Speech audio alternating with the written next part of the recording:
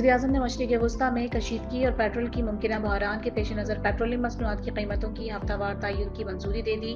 تعلیمی اداروں میں ورچوئل نظام تعلیم اور دفاتر کے لیے ورک فرام ہوم کے لیے پلان کو پیر کو پیش کرنے کی ہدایت کر دی۔ وزیراعظم نے پیٹرولیم مصنوعات کی ذخیرہ اندوزی پر سخت کارروائی کا حکم دے دیا۔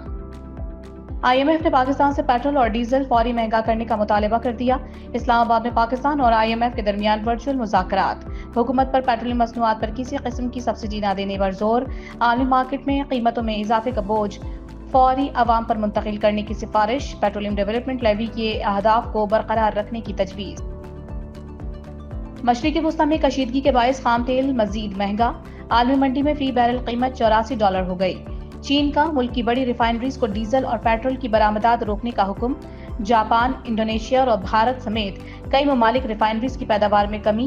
امریکہ میں پیٹرول مسلسل مہنگا، فی گیلن اوسط قیمت $3.25 تک جا پہنچی۔ مشرق وسطی میں جنگ کے باعث تیل کی قیمت $150 فی بیرل تک جا سکتی ہے۔ قطری وزیر توانائی نے خطرے کی گھنٹی بجا دی۔ کہتے ہیں اگر جنگ جاری رہی تو خلیجی ممالک چند ہفتوں میں توانائی کی برآمدات روکنے پر مجبور ہو جائیں گے۔ ایران پر امریکہ اور اسرائیل کے حملوں کا 7واں روز۔ اسرائیلی فوج کے مطابق رات کے حملوں میں ایران کے 6 بیلسٹک میزائل لانچرز اور 3 ایڈوانس ڈیفنس سسٹمز تباہ کر دیے۔ تہران، شیراز، کرمانشاہ اور خراسان پر خوفناک بمباری۔ 13 طبی مراکز سمیت 105 عوامی مقامات پر جارحیت۔ مزید 17 افراد کے شہید ہونے کی تصدیق۔ مجموعی تعداد 1332 ہو گئی۔ ایران پر امریکہ اور اسرائیل کے حملوں کا 7واں روز۔ تہران، شیراز، کرمانشاہ اور خراسان پر خوفناک بمباری۔ 13 طبی مراکز سمیت 105 عوامی مقامات پر جارحیت۔ مزید 17 افراد کے شہید ہونے کی تصدیق۔ مجموعی تعداد 1230 ہو گئی۔ صہیونی طیاروں کے لبنان پر حملے، شہداء کی تعداد 123 ہو گئی۔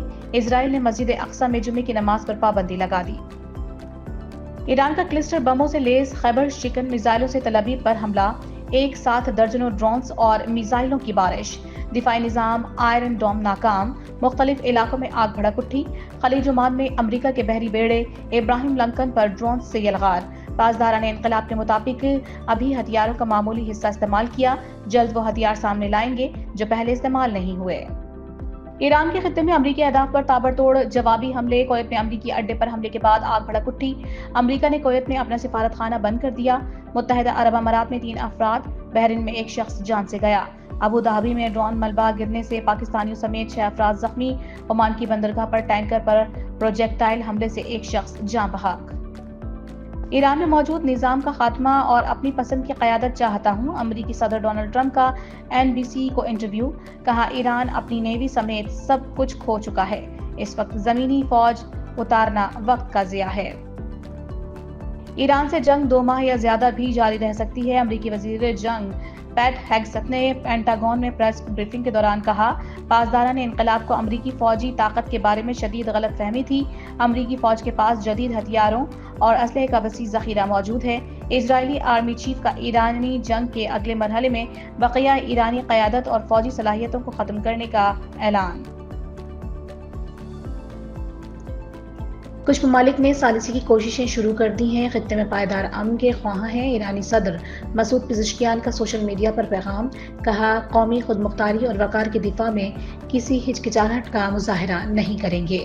ایران کے خلاف جنگ کا حصہ نہیں بنیں گے، جرمنی کا واضح اعلان۔ جرمن وزیر خارجہ جوہان وڈیفل نے کہا کہ امریکہ اور اسرائیل کے ساتھ ایرانی حکومت کو گرانے یا جنگ کرنے کا حصہ نہیں بنیں گے۔ جرمنی مذاکرات کے ذریعے مسائل کے حل کا خاتمہ چاہتا ہے۔ امریکی نشریاتی تحقیقات میں ایران کی جنگی کامیابیوں کی تصدیق۔ CNN کی سیٹلائٹ تصاویر کی مدد سے تجزیاتی رپورٹ میں اردن میں جدید 53 ریڈار کی تباہی کی نشاندہی۔ UAE قطر میں 3 مقامات کو تھاڈ ریڈار کو نشانہ بنایا گیا۔ ایران کی ایئر ڈیفنس سسٹم کو کمزور کرنے کی کوششوں کا بھی اعتراف۔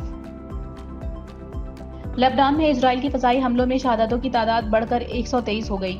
سینکڑوں افراد زخمی۔ لبنان کی سرکاری خبر رساں ایجنسی کے مطابق اسرائیلی طیاروں نے جنوبی لبنان کے کئی قصبوں پر رات کے وقت فضائی حملے کیے، جن میں بیروت کے جنوبی مضافات بھی شامل۔ اس وقت جوہری ہتھیاروں کے استعمال کا خطرہ دہائیوں میں سب سے زیادہ ہے۔ اقوام متحدہ کے سیکریٹری جنرل انٹونیو گوتریس نے خبردار کر دیا، عالمی رہنماؤں پر کشیدگی میں کمی کے لیے فوری اقدامات پر زور، تنازعات میں جدید ٹیکنالوجی کا استعمال مزید مہلک قرار۔ पाकिस्तान स्टॉक एक्सचेंज में शदीद मंदी, 3,714 पॉइंट्स की कमी, 100 इंडेक्स 1,58,000 की सतह से नीचे आ गया। पाकिस्तान से मशरिक़ वस्ती के मुख्तलिफ ममालिक के लिए आज भी 104 परवाजें मनसूख, कराची से 21, लाहौर से 27 परवाजें, इस्लामाबाद से 29 परवाजें मनसूख हुई। एक हफ्ते के दौरान पाकिस्तान से मनसूख फ्लाइट्स की तादाद 1,123 हो गई। चेयरमैन नैब लेफ्टिनेंट जनरल रिटायर्ड नज़ीर अहमद के ओहदे की मुद्दत में 3 साल की तौसी, वज़ारत क़ानून इंसाफ ने तौसी का नोटिफिकेशन जारी कर दिया। हुकूमत ने नैब तरमीमी कानून के तहत ओहदे की मुद्दत में मंजूरी दी। पाकिस्तान भारत की आबी दहशतगर्दी का सामना कर रहा है।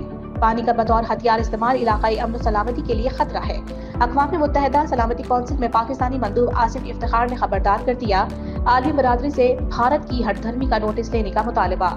अफगान तालिबान और फितनतुल खवारिज के खिलाफ अफवाज पाकिस्तान की ज़मीनी और फ़ज़ाई कार्रवाइयाँ जारी। कुरम सेक्टर में मुताबिक पोस्टें तबाह, पाक फौज की जानिब से भारी आर्टिलरी फायर से पोस्टों को निशाना बनाया गया। पाक फ़ज़ाइया ने बगराम एयरबेस में अपना टारगेट हासिल कर लिया। अफगान तालिबान की एमुनेशन सपोर्ट का इंफ्रास्ट्रक्चर तबाह कर दिया। T20 वर्ल्ड कप के सेमीफाइनल में इंग्लैंड को 7 रन से शिकस्त, भारत फाइनल में पहुंच गया है। इंग्लिश टीम 254 रन के ताक़ुब में 7 विकेटों के नुकसान पर 246 रन बना पाई। जैकब बैथल ने 105 रन की शानदार इनिंग खेली। मेगा इवेंट का फाइनल इतवार 8 मार्च को भारत और न्यूजीलैंड के दरमियान अहमदाबाद में खेला जाएगा। आईसीसी ने T20 वर्ल्ड कप के प्लेयर ऑफ द टूर्नामेंट के लिए नामजदगियों का ऐलान कर दिया। पाकिस्तान के साहिबजादा फरहान भी शामिल। साहिबजादा फरहान ने वर्ल्ड कप के 7 मैचेस में 2 सेंचुरियों की मदद से 383 रन बनाए।